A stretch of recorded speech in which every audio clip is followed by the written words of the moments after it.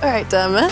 How are you? I'm good, thank you. It's so great to see you. How have you been during this insane time? I've been okay. I mean, we had played a lot of shows, you know? Same as yourself, you get to a certain point when you don't hate the idea of getting a little time off from touring, right? It reminded me of the time before I had a career a little bit. When I was 18, 19, desperate to get a gig. I was just at home constantly, you know, and all I was thinking about was music, and if a song showed up, then great, but I wasn't in a rush to do anything. Yeah, when you're touring constantly, sometimes you feel like you're just putting one foot in front of the other. So the time off, I didn't hate it, but I'm very ready to like play a show. To get back out Definitely. Again. Yeah. I totally understand what you mean. Like, obviously love touring, but there is like a routine that comes with it that you're constantly following.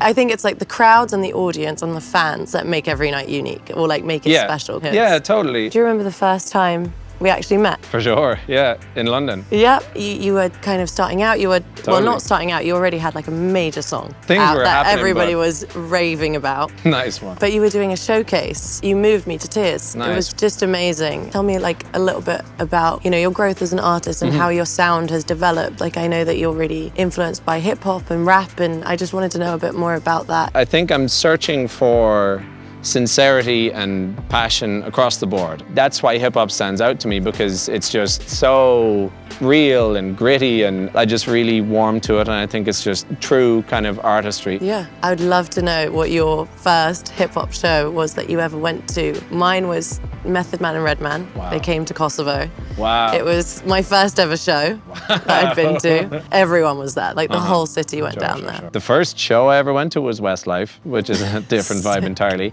And then I remember I saw Kendrick in Vicar Street in Dublin. So it was like 1,200 to 1,500 people, and Good Kid, Mad City had just come out, and it was just, and it was so cool. You could just tell he cared, and at the end he said, no matter how big this gets, I'll never forget nights like this. And I was like, that's so cool. It's always exciting to watch an artist, especially when they start off and you're such a fan, and then you see them like grow as, it's always really, really inspiring. You started your career busking on the street. And I'd love to know about like any interactions or stories that you have, good or bad, and how that helped you build yourself. Confidence, it was huge. You really do just open your guitar case and people start looking at you and they expect you to do good things. Where I was doing it in Dublin was interesting because you're on the main street basically, and it's just drama every day. The worst is when someone is walking past with headphones in and you're playing, and they take one out to listen and then just put it back in and keep going. Because then you have failed that audition. Yeah, you have to try and like win those people, right? That's exactly what it is. Absolutely.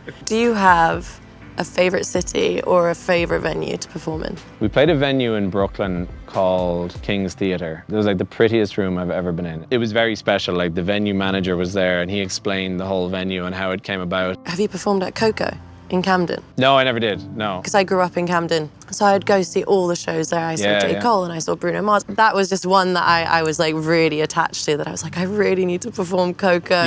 So I want to talk to you about the live stream performance. I just want to know what it's like for you to like trying to think up interesting ideas to make it exciting for people at home. Totally. We're trying to tackle potential awkwardness between songs, because obviously there's no crowd. Right. I was like, this can be really cool, because when we're working on this music in studios and stuff, you might write this outro like an instrumental that means the world to you, get strings players in, it's the most beautiful thing that you've ever written. Yeah. And then you're touring, and potentially as soon as the last word of the song hits, the crowd will cheer and like no one hears a note, you know? Yeah. So in that way, I was like, no, this is cool. Like, we have an opportunity, like every note is sacred for this whole thing. Like, isn't that lovely? Yeah. With live streams, you can always create a world that you can't necessarily create on a stage. Sure. You know, there's one level of it, but then there's a completely new dimension that you can create.